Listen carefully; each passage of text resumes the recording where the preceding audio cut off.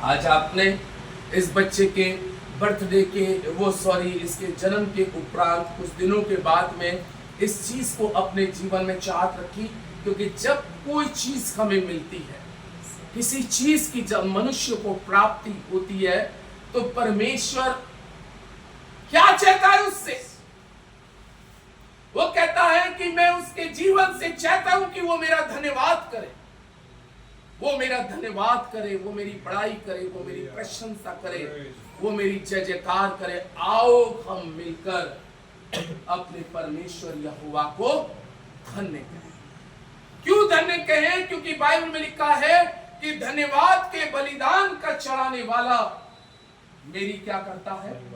महिमा करता है। जब हम इस पृथ्वी पर अपने जीवन से परमेश्वर को धन्यवाद देना शुरू करते हैं, तो वो धन्यवाद परमेश्वर के लोगों केवल पृथ्वी पर ही सीमित नहीं रहता, बल्कि वो धन्यवाद स्वर्ग तक पहुंचता है, स्वर्ग तक पहुंचता। इसलिए पृथ्वी पर किए हुए हर एक काम जो आत्मा और सच्चाई के साथ में है, परमेश्वर का वचन कहता है वो परमेश्वर के पास पहुंचते हैं। दाऊद जब अपने समस्त लोगों को जमा कर कर परमेश्वर की स्तुति कर रहा है, प्रशंसा कर रहा है, तो उसने इनविटेशन दिया, निमंत्रण दिया। क्या निमंत्रण दिया? कि आओ, उसने मुझे इस योग्य बनाया, हम सब मिलकर परमेश्वर का क्या करें? धन्यवाद। हम सब मिलकर परमेश्वर का धन्यवाद करें और उसकी बड़ाई करें, उसकी प्रशंसा करें, क्योंकि वो इसके काबिल परमेश्वर है।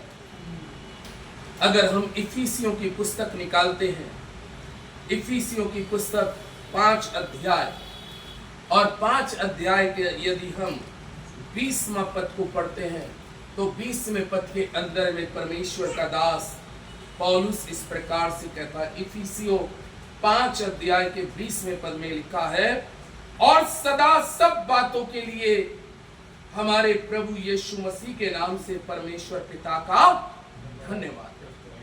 सदा सब बातों के लिए। इफिसियों 5:20 में लिखा है, और सदा सब बातों के लिए, यानी कि जीवन में जो भी बातें, जो भी उपकार, दाऊद अपनी पुस्तक में कहता है उसके उपकारों का सिला मैं तुझे क्या दूं, यानी कि परमेश्वर जो तूने मेरी जिंदगी में उपकार किए हैं उसका बदला मैं तुझे क्या दूंगा।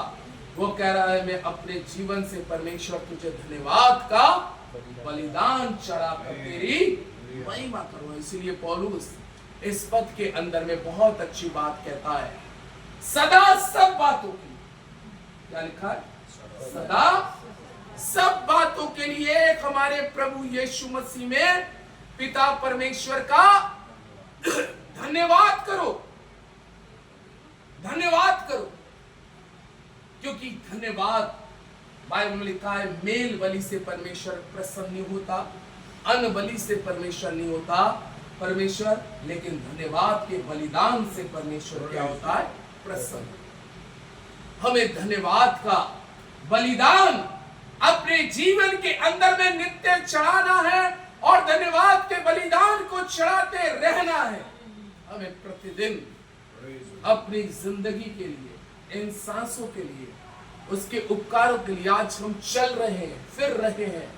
खुदा का ये परमेश्वर की बहुत बड़ी अनुपम कृपा है और उसकी बहुत बड़ी दया है कि उसके वसीले हम चल रहे हैं, फिर रहे हैं। इसलिए दाऊद कह रहा है सदा सब बातों के लिए। आपके जीवन में बहुत सी बातें हैं, हमारे जीवन में बहुत सी बातें, उन सारी बातों को लेकर हमें परमेश्वर के सम्मुख आकर उसका अपने जीवन से धन्यवाद करना बहुत जरूरी है, क्योंकि यह धन्यवाद परमेश्वर को अच्छा लगता है। कोई मनुष्य किसी का कुछ काम कर देता है तो बोलते भी है थैंक यू भैया, धन्यवाद भैया।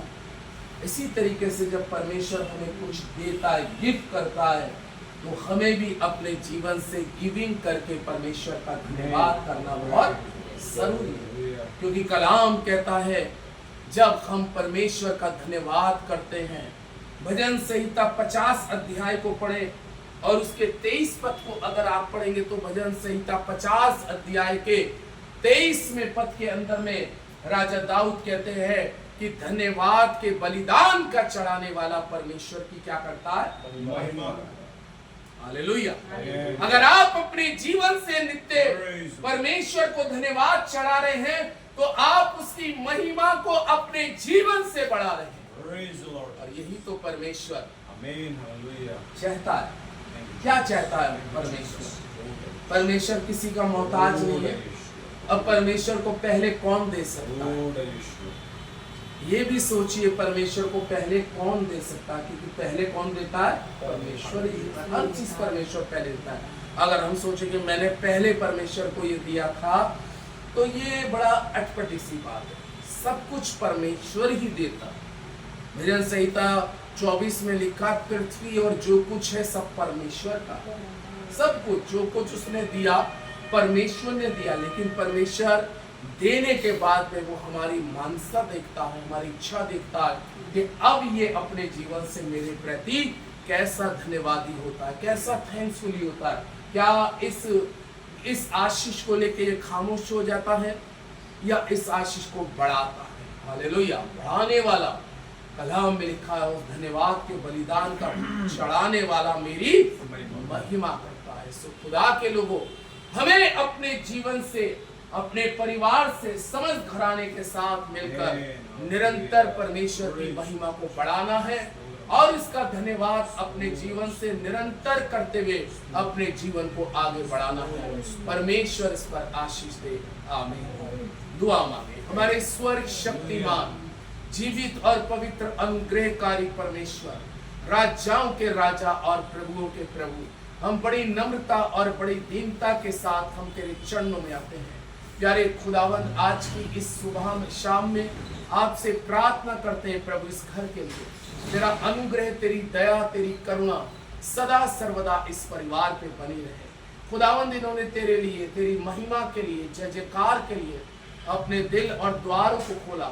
परमेश्वर, ये घराना तुझ में आशीष पाए, बरकत पाए और सदा सर्वदा तेरे कामों में बढ़कर तेरी महिमा का कारण बने। एक बार फिर से प्रभु, हम इस बेटे जयंत के लिए दुआ करते हैं। प्यारे प्रभु, इसको स्वस्थ और भला चंगा रखने की आशीष दे।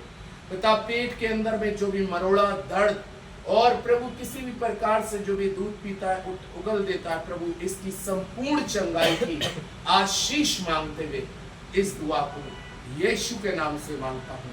आमीन।